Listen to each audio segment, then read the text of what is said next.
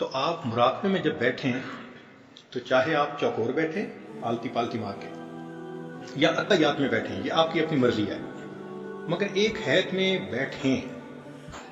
شروع میں 5 منٹ بیٹھیں گے، پھر مجاہدے سے 10 منٹ بیٹھیں گے، پھر 15 منٹ۔ جو 5 منٹ نہیں بیٹھ سکتا تھا وہ 2 گھنٹے بھی بیٹھ جائے گا، عادت بن جائے گی۔ تو یہ عادت بنانی پڑتی ہے، اس سے ڈرنا نہیں ہوتا۔ پہلے تو شیطان کہتا ہے کہ بس ٹانگ ٹوٹ جائے گی، اور جب بیٹھنے کی عادت پڑ جائے گی تو پھر کہتا ہے اب تو تیری گردن ٹوٹ جائے گی، کیونکہ ہر وقت سر جھکا کے بیٹھے رہنے سے گردن میں بھی درد ہوتی ہے۔ مگر ایک عادت پڑ جاتی ہے، پھر گھنٹوں انسان بیٹھتا ہے، سکون پا لیتا ہے اس کنڈیشن میں۔ تو آپ یہ سمجھیں کہ جو قلب جاری ہونا ہے اس کی پہلی ریکوائرمنٹ کہ ہم مراقبے میں لمبا بیٹھنے کی عادت ڈالیں۔ تو ایک بات کہ ذکر قلبی حاصل کرنے کے لیے جو بندہ سنجیدہ ہے تو ایک تو اسے بیٹھنے کی ترتیب بنانی پڑے گی، چاہے تہجد کے بعد بنائیں، چاہے عشاء کے بعد بنائیں، چاہے دن میں بنائیں، اس میں کوئی پابندی نہیں ہے۔ جو سہولت کا وقت ہے اس وقت میں بنائیں، مگر بیٹھیں صحیح، ٹائم کھلا ہو۔ جب آپ بیٹھ گئے تو اب سب سے پہلی چیز کیا ہوگی کہ شیطان شیطانیت دکھائے گا، اور وہ برے خیالات شہوانی شیطانی بھرمار کر دے گا۔ آپ پریشان ہو جائیں گے کہ یار مراقبے کے بغیر ہی اچھے تھے، کہ مراقبے کے بغیر تو ایسے خیال نہیں آتے تھے، ذرا مراقبے میں بیٹھے تو کیا کیا تماشے۔ یہ اصل میں شیطان کا حربہ ہے انسان کو مایوس کرنے کے لیے۔ تو کیا ہوتا ہے کہ نیا بندہ مراقبے میں سر جھکاتا ہے، 1 منٹ کے بعد سر اٹھا دیتا ہے، بس اس سے نہیں بیٹھا جاتا۔ اس کو بھی مجاہدہ کرنا پڑے گا، برداشت کرنا پڑے گا۔ اس کی مثال یوں سمجھیں کہ اگر کسی کمرے میں بلی نے پخانہ کر دیا ہو تو جیسے ہی آپ دروازہ کھولیں گے تو بو تو آئے گی، اب آپ فوراً دروازہ بند کر دیں تو بو تو نہیں نہ ختم ہو سکتی۔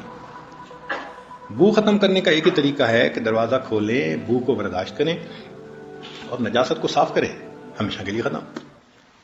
اسی طرح جب ہم مراقبے میں بیٹھتے ہیں اور دل کا دروازہ کھولتے ہیں تو شیطان بلی نے وہاں نجاست کی ہوتی ہے،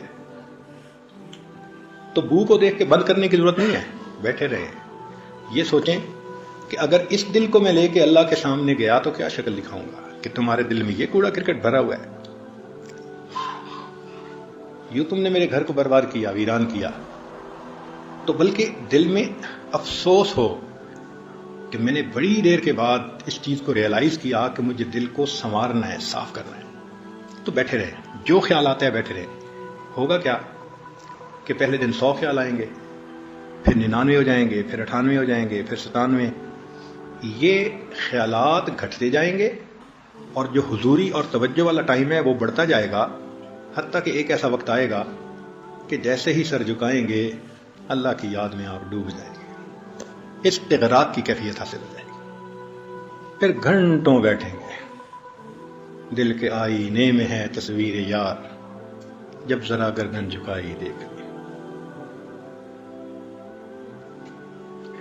تو اس میں بیٹھنا، اور دوسرا وساوس سے مت گھبرانا، اور تیسرا کیفیت کا ٹھیک ہونا۔ کیا کچھ لوگ مراقبے میں بیٹھ کے سانس سے کرنے لگ جاتے ہیں،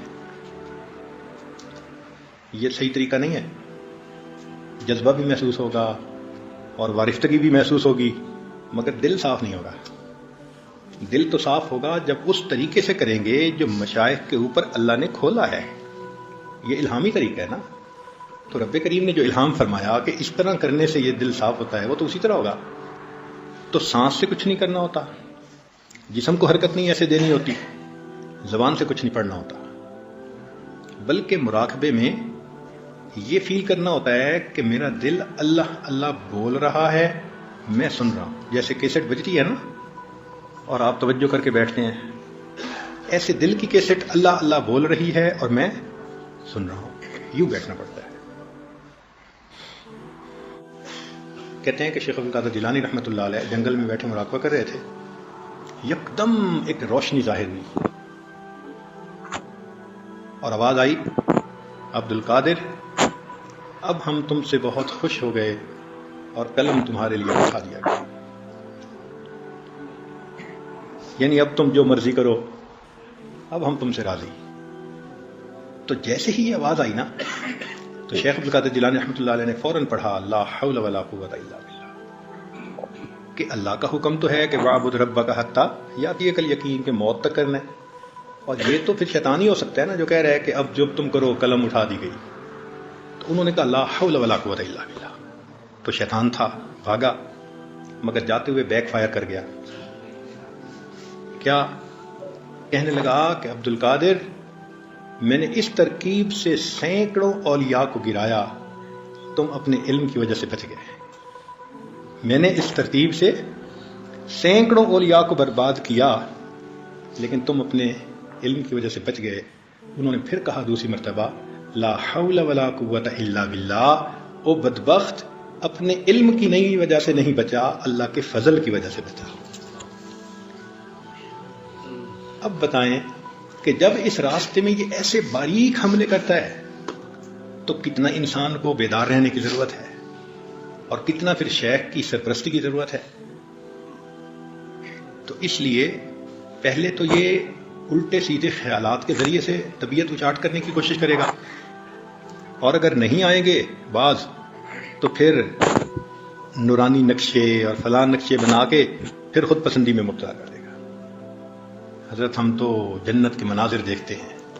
بھائی مراقبے میں کوئی منظر نہیں دیکھنا، اگر کوئی دیکھے بھی صحیح تو آپ سمجھ لیں کہ یہ رکاوٹ ہے.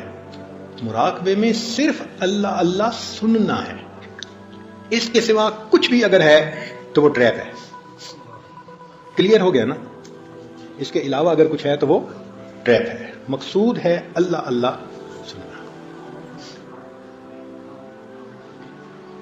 ہمارے حضرت رحمۃ اللہ علیہ فرمایا کرتے تھے کہ کامل مشائخ ایک ایسے مرتبے پہ اللہ ان کو پہنچا دیتا ہے کہ غافل دل والا آتا ہے، ان کی انگلی قلب پہ لگ جاتی ہے، دل جاری ہوئے بغیر بندہ پیچھے نہیں ہٹتا.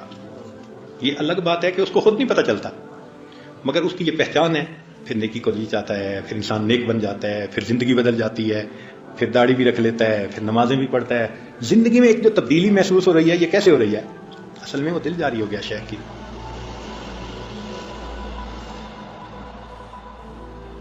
اس لطیفے کے اوپر ٹائم لگانا پڑتا ہے کیونکہ یہ پہلا سبق ہے، مگر یہ آسانی سے ہو جاتا ہے. ایک نقطہ ذہن میں رکھیں، دنیا بھر کی کتابیں اٹھا کے دیکھ لیں، ان کا پہلا سبق ہمیشہ آسان ہوگا. کوئی کتاب ایسی نہیں کہ جس کا پہلا سبق سب سے مشکل ہو. پہلا سبق ہمیشہ آسان ہوتا ہے، اور یہ سلسلے کا پہلا سبق ہے تو اللہ نے اس کو بھی آسان بنایا ہے. مشکل نہیں ہے. ہاں ایک نیت کرنی پڑتی ہے، کمٹمنٹ کرنی پڑتی ہے کہ اللہ بس میں یہ نعمت چاہتا ہوں. یہ تو نہیں نا کہ ادھر مراقبہ کیا اور باہر نکل کے نیلے کو بھی دیکھا، پیلے کو بھی دیکھا، اس کو بھی دیکھا، اس کو بھی دیکھا تو ساری اثرات ختم ہو. ایک بد نظری مہینوں کی محنت کو ایک لمحے میں ختم کر کے رکھ دیتی ہے. ایک بد نظری. تو جھوٹ سے احتیاط، غیبت سے احتیاط، کھانے پینے میں احتیاط، ان سب چیزوں سے احتیاط کرنی پڑتی ہے. یہ نعمت تب ملتی ہے. جن لوگوں نے بھی حاصل کیا انہوں نے محنت بہت کی، اور وہ محنت کیا تھی؟ یہی کہ زندگی کو شریعت و سنت کے مطابق بنایا اور ٹائم لگایا، اور اللہ تعالیٰ پھر یہ نعمت دے دیتے ہیں. جب بیٹھتا ہے انسان بیٹھتا ہے تو بیٹھنے والے کو خالی تو نہیں لوٹاتے.